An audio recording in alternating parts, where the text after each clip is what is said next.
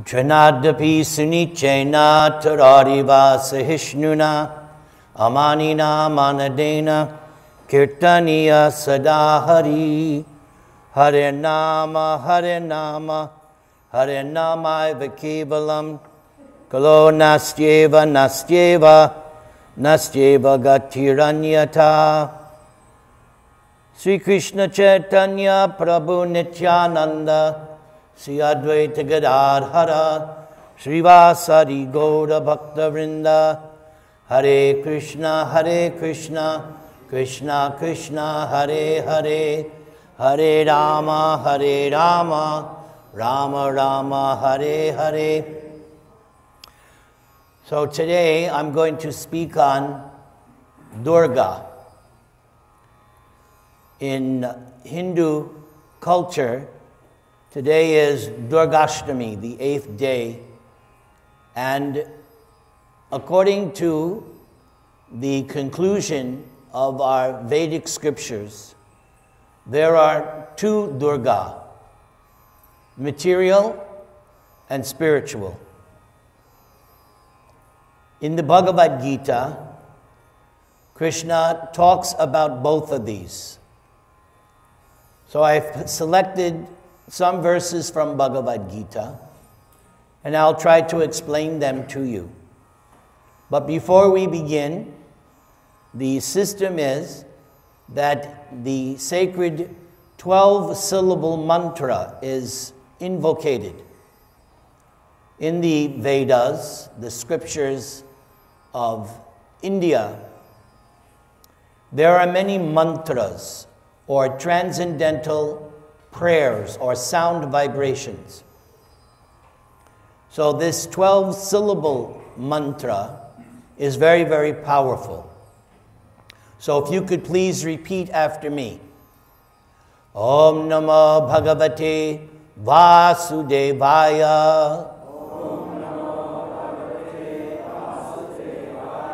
Om Namo Bhagavate Vasudevaya. Om Namo Bhagavate Vasudevaya. So the first verse, one of the most important verses of Bhagavad Gita, Daivihi Esha Gunamayi Mama Maya Duratyaya Mam Evaye Prapadyante Mayam Etam Torantite. Krishna is saying, first of all, Daivi. Because this energy, all energies, come from Krishna or God, then they are all transcendental, divine. Now this particular energy, Gunamayi, consisting of 3 modes. So in this material world, we see, and it's clearly outlined in Bhagavad Gita, that everything can be categorized according to these 3 gunas, or qualities, or modes. The mode of goodness, the mode of passion, and the mode of ignorance. So this energy of Krishna, consisting of 3 modes, this is the material energy. But Krishna says, Mama Maya, it belongs to me. And this is a significant point. People in general, they like to think that the material energy is there for their exploitation.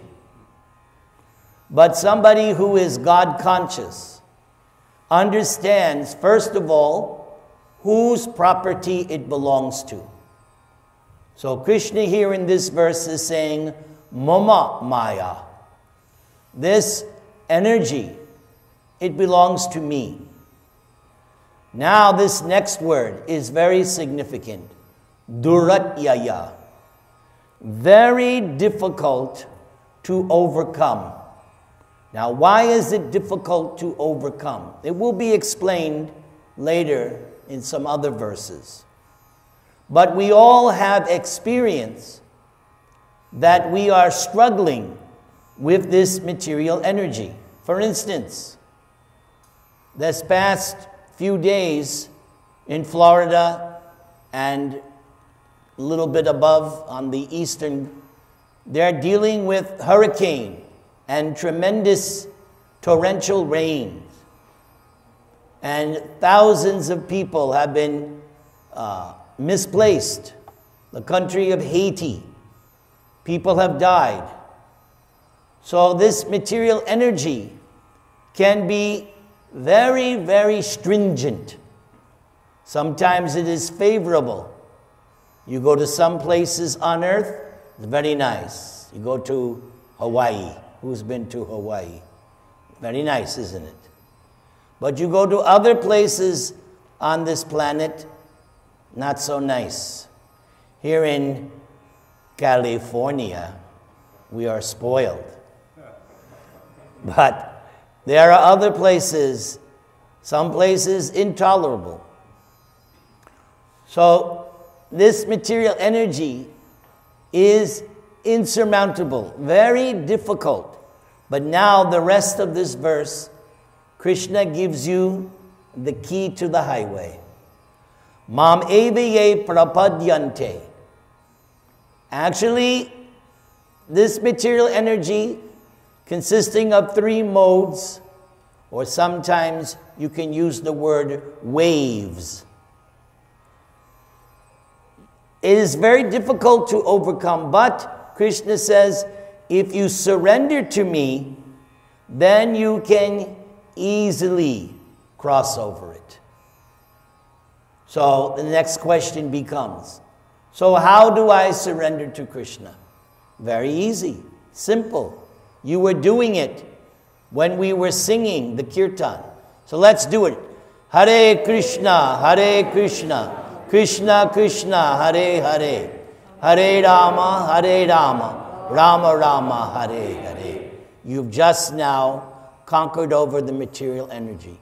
Just by vibrating that Maha Mantra. I started off with this 12-syllable mantra, but this one is the Maha Mantra, the great, the all-powerful, where there is no hard and fast rule.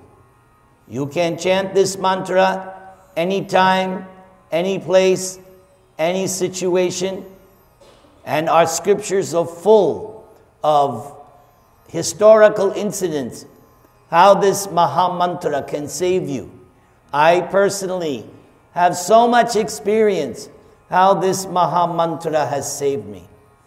So, in all of my preaching that I've been doing for so many years, this is my main preaching point. My goal is for myself and for others to inspire you, to enthuse you, to encourage you.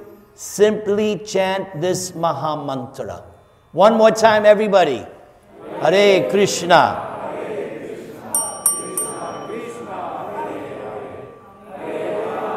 Hare Rama, Rama Rama. Now there's another selection. This is all from Bhagavad Gita. Our movement stresses this Bhagavad Gita. Why? The Bhagavad Gita is the ABCs of transcendental knowledge. Transcendental knowledge means that which is beyond the scope of our material senses. It is transcendental, spiritual.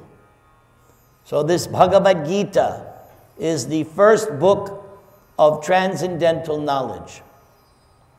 Anyone who learns Bhagavad Gita very nicely, they will be able to handle any situation and will be able to answer basically any spiritual question anyone may have.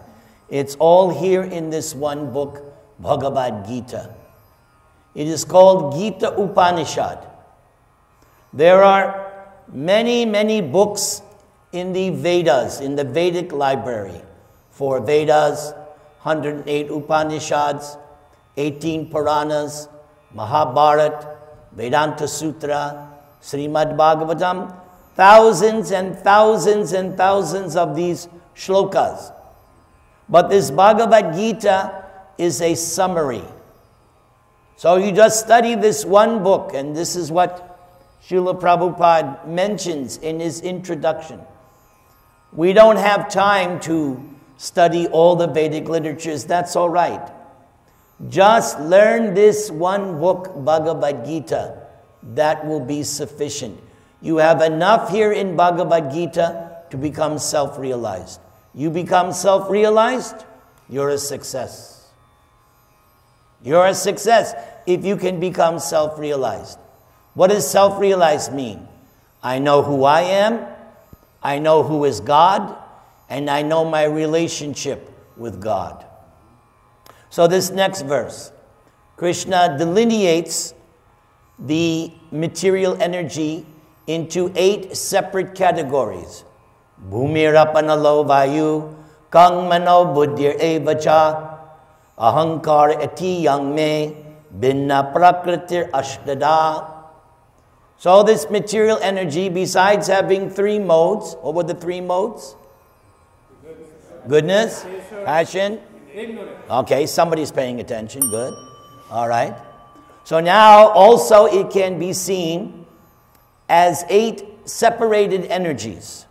So earth, water, fire, air, ether or sky. Now those are the gross elements. 5 gross elements. But then there are 3 subtle elements that you can't see, but their effects can be perceived. Mind, intelligence, and ego. Now I can't see your mind, you can't see my mind, but we all know we have a mind. And everyone is given some intelligence, except for a particular political candidate. But other than that, everybody has... You like that one, huh? Good. Touche. I get a touche. Okay, man. Very good. And then this ego. But this ego, there is a true ego and a false ego. So this ahankar, one of the material energies, the third of the subtle 3, this is called false ego. So first we have to explain what is real ego. If something is false, there must be a true ego. So a true ego is what? I am not this body. I am not my mind. I am spirit, soul. I am eternal. This is what's taught in the very beginning of Bhagavad Gita. The very beginning. This is what Krishna explains to Arjuna. That you're not material. You are spiritual. You are transcendental. You're eternal. You never were born. You always existed as you exist now. And you will continue to exist in the future. These are the things Krishna explains to Arjuna at the very outset. But there's something more. Not that I'm just spiritual, eternal, but I am part and parcel of God. I have a connection. I have an eternal relationship with God, with Krishna. That is even more important. That I have an eternal, it's always been there, that relationship. But problem now is I have forgotten it. And that's why I'm not happy. I'm not happy because I have forgotten my eternal relationship with Krishna. So, that answers another question. People have asked for the past 50 years, why do you people chant that Hare Krishna over and over and over again? Here's one of a billion reasons. We are chanting this Hare Krishna Maha Mantra because little by little it is revealed to us what is our original spiritual relationship with Krishna. And we all have one. It's already there. It's simply we have spiritual amnesia. I'm going around, you're going around, I'm this, I'm that, I'm a priest, I'm a office worker, I'm a businessman. This is false ego. But who knows what their eternal relationship with Krishna is? It's there, I have forgotten it. So, this chanting of the Maha Mantra, gradually I come out of amnesia. And when I am chanting this Maha Mantra with no offense, purely, then my eternal relationship with Krishna is revealed. That's why I am chanting every day. I want to know as soon as possible, what is my eternal relationship with God? Just like we all have relationships. We have spouses, we have parents, we have children, we have relationship with our co-workers, different kinds of relationships. You also have a relationship with Krishna. And that relationship is it is the best relationship. Best relationship is what you have with, and each of us have a unique relationship with Krishna. That's what makes it so special. It's a unique relationship. So we're chanting this Maha Mantra so it will be revealed. So here I explained what is real ego. I am spirit soul, part and parcel of Krishna, and I am his eternal servant. Prabhupada writes in one of his other books, this relationship of servitor and the served is the most congenial form of relationship. Don't think of this word servitorship like you would in the material world. No one likes to, nobody puts on their card, servant. No, everybody gives themselves a big title, right? Director of this, director, everybody wants to make themselves, everybody, like, it could be a simple job, but they make a big title out of it. Instead of giving you a raise, they go, oh, here's your new title. All right, you're a blah, blah, blah, blah, blah. Big title, but same pay. And work more hours. But the relationship of service exchanged between Krishna and the soul is the most intimate. That's the actual word Prabhupada used. The most intimate form, congenial form of intimacy. These kinds of concepts, this is what makes me very, very enthusiastic to spread this message. Congenial form of intimacy. Just like, ideally, a husband and wife. It's an intimate relationship. But it's actually based on service. The husband is serving the wife, and the wife is serving the husband. When that is done nicely, when there is a mutual relationship of service, marriages go bad. Why? Because one or both parties is thinking, what about me? My needs. Do this for me. But when there's a nice relationship of love, each person is thinking of the other's welfare.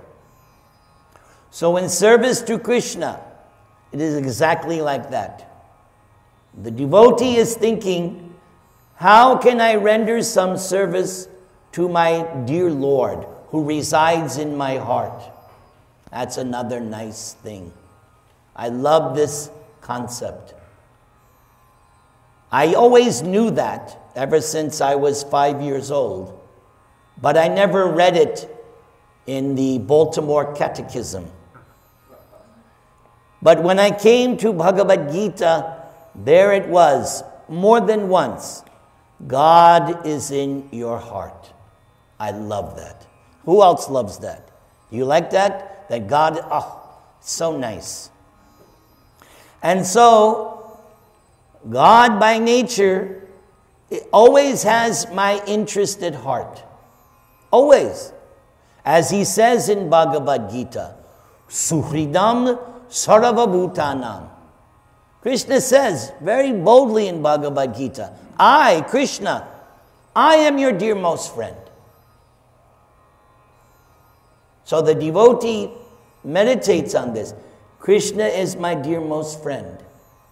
And so the devotee, knowing that, then wants to serve and love Krishna because knowing that Krishna has my best interest at heart.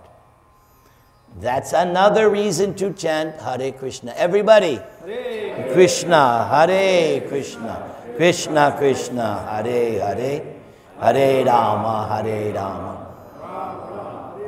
So now, in the very next verse of this Bhagavad Gita, Aparayam itastvanyang prakriting vidime param jivabhutam mahabaho yayedam dharyate jagat. So after Krishna outlines the 8 separated material energies, what were they? Earth, water, fire, air, ether, mind, intelligence. Yeah, so we'll just say false ego because it's material.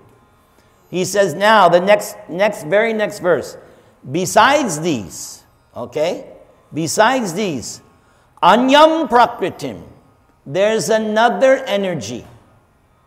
So that was a material energy. But he says, there's another one. And then he says, param, superior. This other energy is superior to the material energy. So there's a material energy, but it's inferior to this spiritual energy. And this superior energy is the soul, spirit. Krishna is telling, yes, the soul is superior to this material energy. Krishna says, yes, it's my energy, the material energy is my energy, but you, the soul, is actually superior in quality to this material nature. Now, this next word, dharyate. Everybody say this word. Dharyate. It has 2 meanings. Very, very significant. The word dharyate can be used to mean utilized or exploited. And we all heard the last couple of days about somebody exploiting. We're not going to go there, but okay. So this material energy is either being utilized or exploited. The devotee, the one who understands that Krishna is in my heart, that he's my best friend, that's the devotee, the one that wants to serve and love God or Krishna, he utilizes this material energy. Why? He understands whose property it was. And we explained that at the very beginning. The material energy is whose property? Krishna's property. The devotee knows it is Krishna's property, and what is its utilization? It should be utilized to love and serve God. That's its purpose. I have a computer, I have a camera, tape recorder, I have instruments, right? I have my own body, right? I have senses. Like right now, I'm using my throat, my voice, which is my best asset, because I don't have the looks. But I do have this powerful voice. So I'm utilizing my mind, my senses, my voice, and all these material inferior things. But for what purpose? To love and serve Krishna. And therefore, these things have been given to me, I am properly utilizing. And you also. Everyone has some God-given talents which you have been graced with due to your previous karma.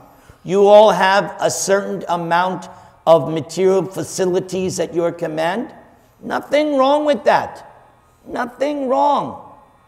The question becomes, how am I utilizing it? The non-devotee who does not accept that Krishna is in my heart, that Krishna is my dearmost friend, that I am part and parcel of Krishna, that person exploits the material energy for his or her own selfish sense gratification. So the difference between utilizing and exploiting, a devotee utilizes, does not become entangled, and actually becomes liberated, and at the end of life goes back to Krishna. Who would like to go back and be with Krishna and have a relationship with him? Yes, very good, intelligent. But the non-devotee who is exploiting this or squeezing it or manipulating it for their own selfish ends, they become entangled, and they have to take birth after birth after birth after birth. Why? They have unfinished desires. That's the problem. The devotee is free from desires. The devotee has only one desire. I want to love and serve Krishna. That's all. I simply live to love and serve Krishna. Whatever Krishna wants, that's what I want. The non-devotee has unlimited desires to enjoy this. I want to see this. I want to go here. I want to do this. I want to dominate. I want to exploit. I want.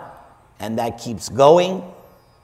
And because those desires never end, Krishna gives you, Krishna says, you don't want to serve me?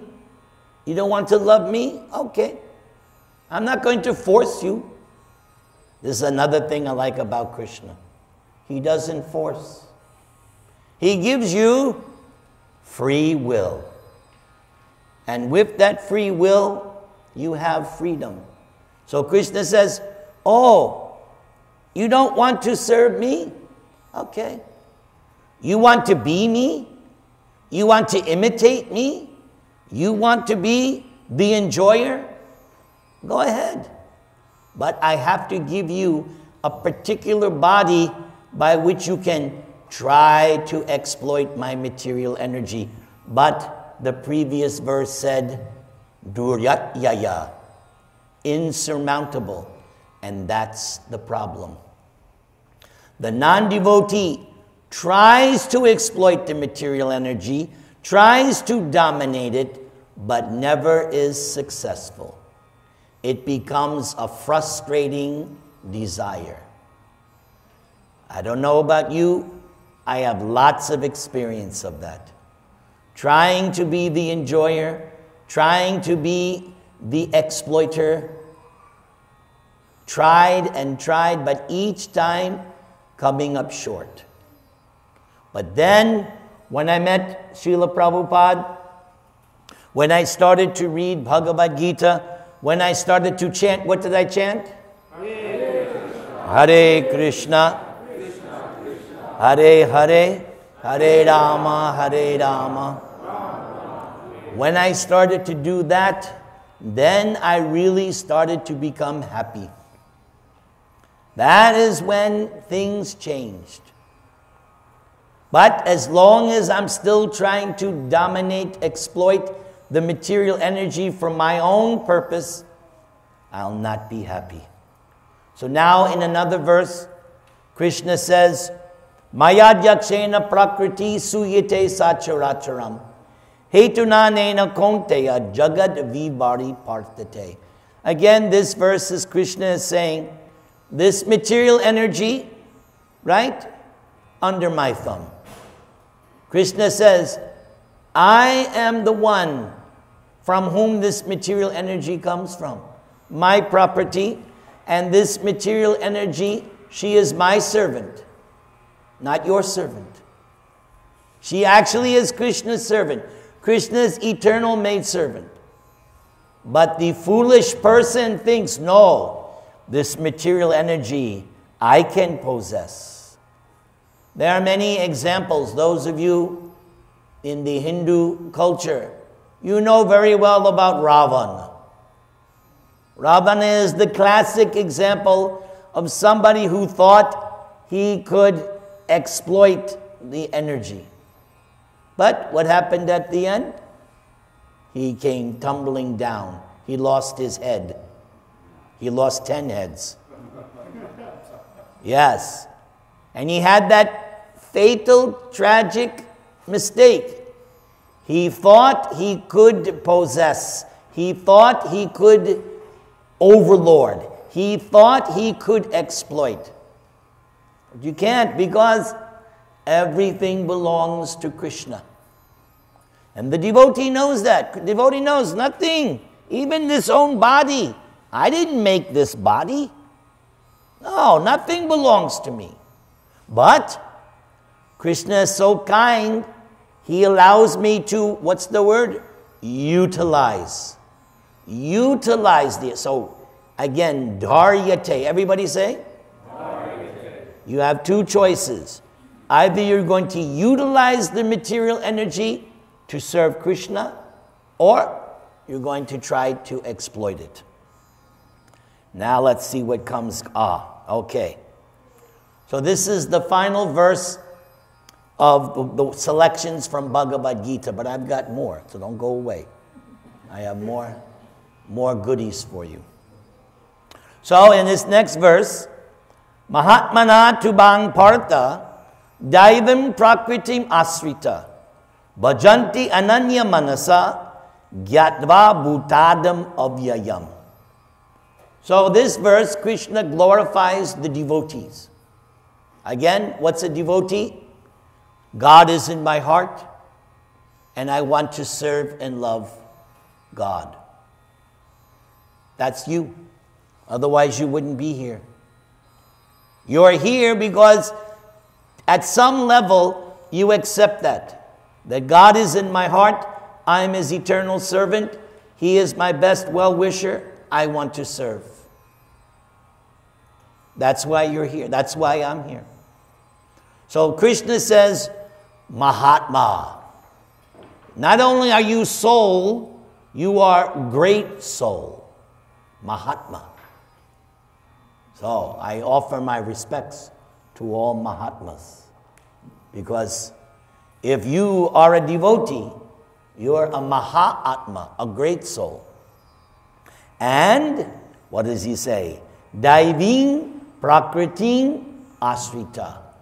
You take shelter of this divine spiritual energy, serving Krishna, which we call bhakti. Everybody say that beautiful word. Bhakti. That word is so nice. Bhakti means loving devotional service.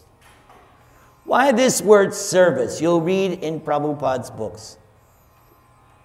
Thousands and thousands of times. Service. Because service is how I demonstrate my love. Even in an ordinary relationship. Right? Somebody demonstrates their love or friendship by the service they render the other. So everything is based on this service. Even the great musician Bob Dylan, even he wrote a song. You have to serve somebody. He understood it. Why? Because he read Prabhupada's books. That's why. Yes. So, service is how I demonstrate my love. The mother serves the child. She enjoys it. It gives her great satisfaction. The husband, again going back, the husband serves the wife serves the husband. That's love. It's all love. Everything is, all you need is love. Yes. And Prabhupada pointed out, but the question is, who should you love? That's the big thing. Because I tried to love Linda. I tried to love Michelle. I tried to love Dina. Didn't work. Didn't work. But Prabhupada, then when I came, Prabhupada pointed out, yes, of course, you're not going to get any satisfaction, my child. Because you don't know who to love. You don't know who to serve. Here he is, Krishna. He's in your heart. So this bhakti means the service attitude, which is natural. It's natural to serve because that is how we are constituted. It is natural for us. But take that loving service attitude and give it to Krishna. That is what Krishna consciousness is all about. Taking your dormant service attitude and showing your love to Krishna or God. Then your loving propensity will be fulfilled. So it begins by chanting the Hare Krishna mantra. Everybody, Hare Krishna, Krishna Krishna, Hare Hare, Hare Rama, Hare Rama.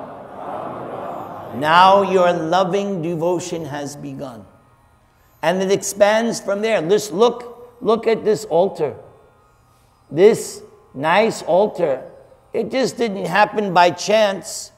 It just didn't automatically appear.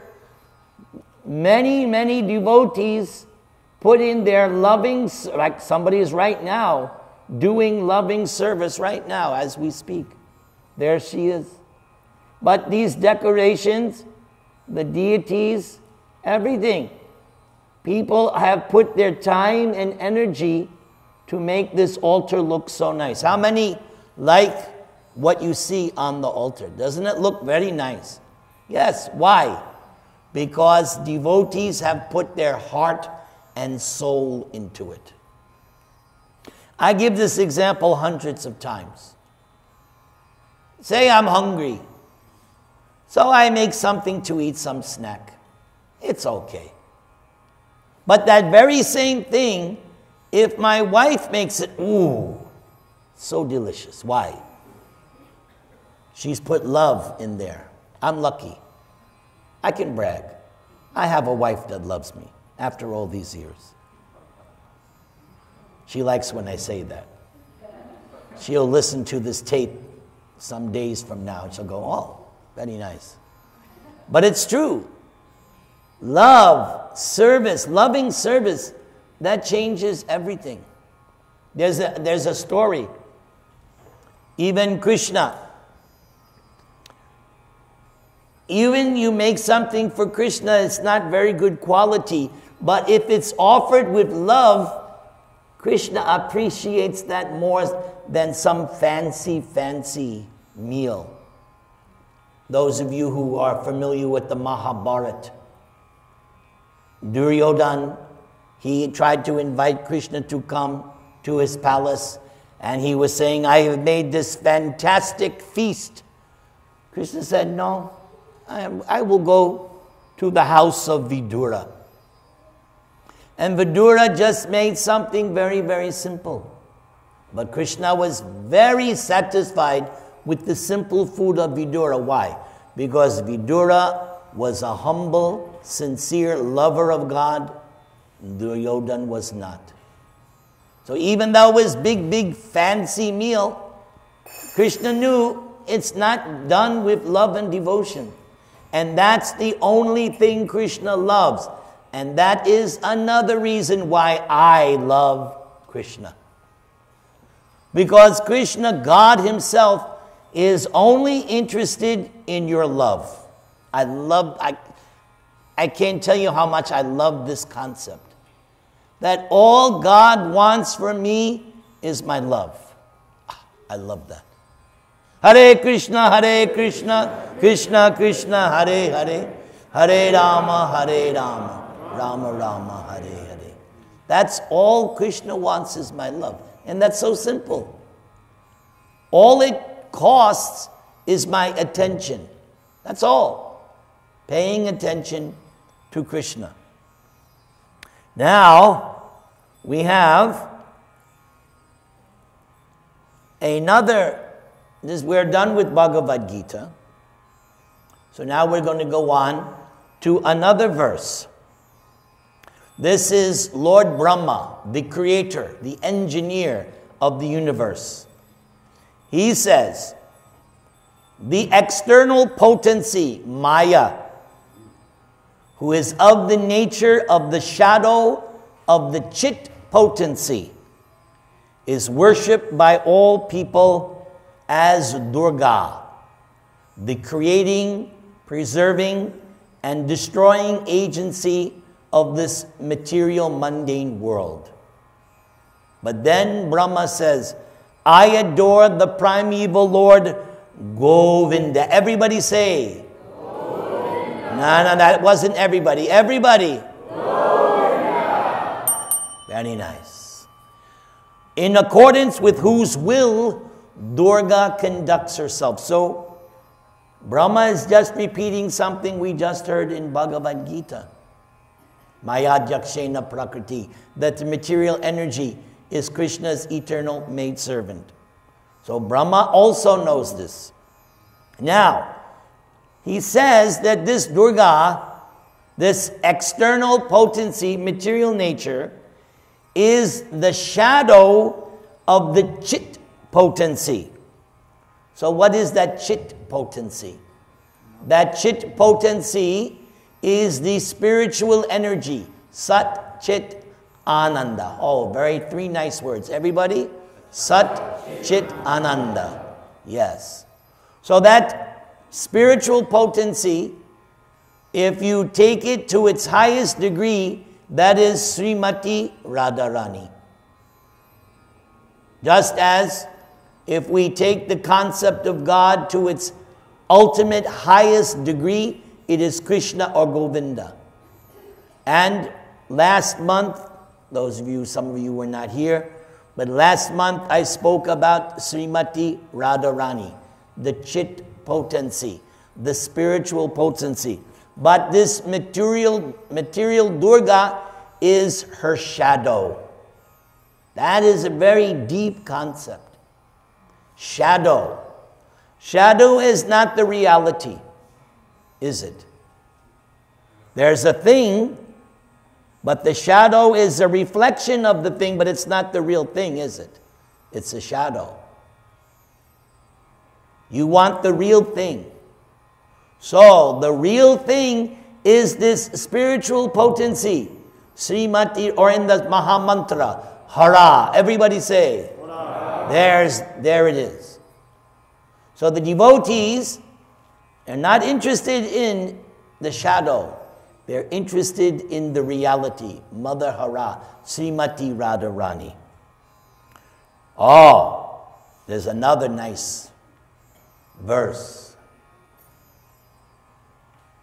Hladini Sandani Sambit Twayika Sarva Sangshaye Hlada Tapakari Misra Twayi Nuguna Varjita. So this is a prayer. My dear Lord, you are the transcendental reservoir of all transcendental qualities. So yes, Krishna is full of transcendental qualities. Your pleasure potency, existence potency, and knowledge potency are actually all one spiritual internal potency. So it's one, but it can be seen as three. Pleasure. Everybody likes that word pleasure, right? Which would you prefer, pain or pleasure? Pleasure, yes. Nobody likes pain. So Krishna's spiritual has a pleasure potency, existence potency, and knowledge potency. But it's actually one. Now this verse continues. The conditioned soul, me and you, we're conditioned, although actually spiritual, sometimes experiences pleasure, sometimes pain, and sometimes a mixture of pain and pleasure.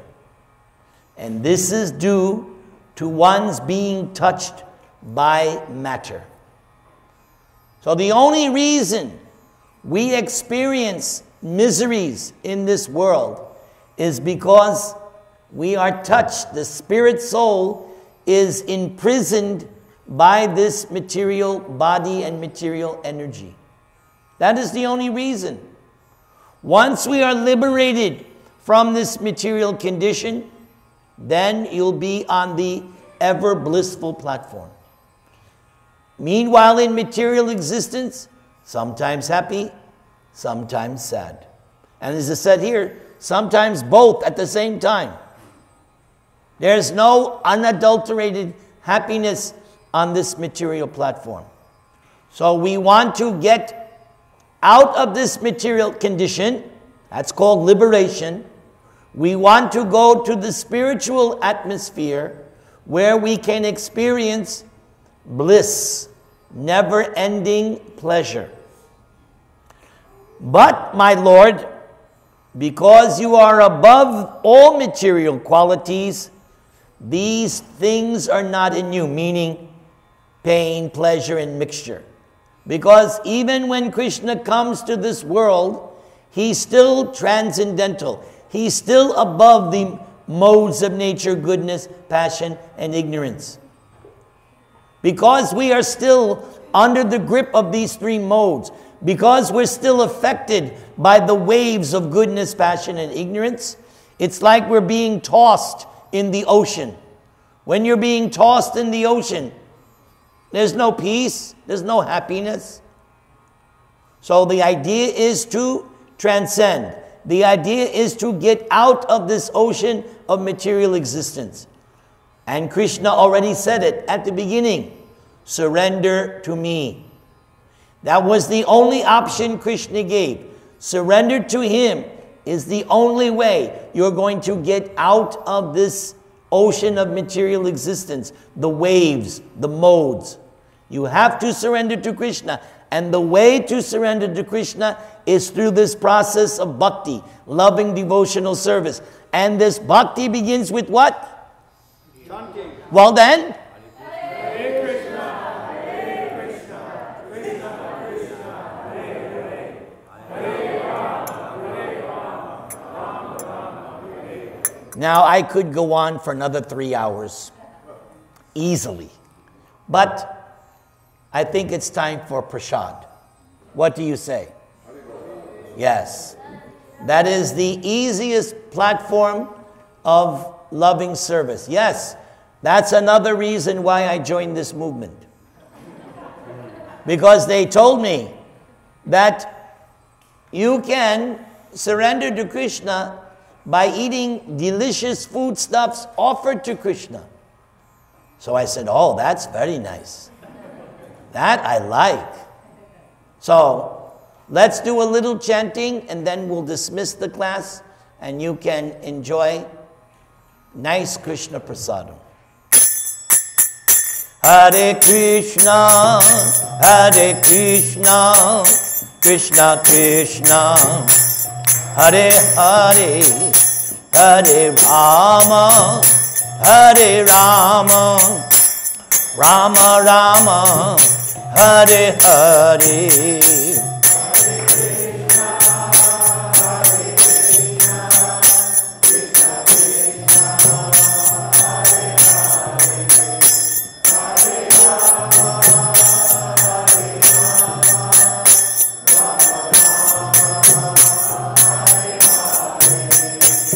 Hare Krishna, Hare Krishna, Krishna Krishna, Hare Hare, Hare Rama, Hare Rama, Rama Rama, Hare Hare.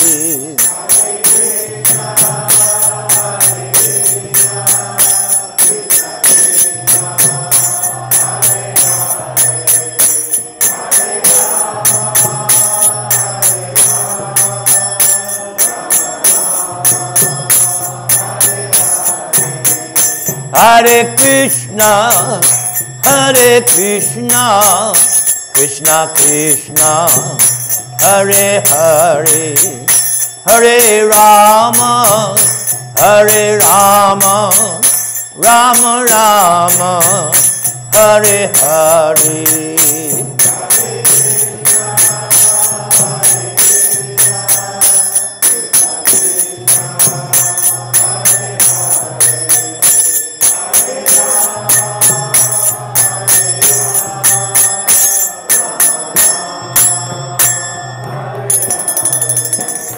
Thank you very much. May Krishna bless you, protect you, and maintain you. And I'll quote from the Bible, "Go in peace and sin no more." Hare Krishna.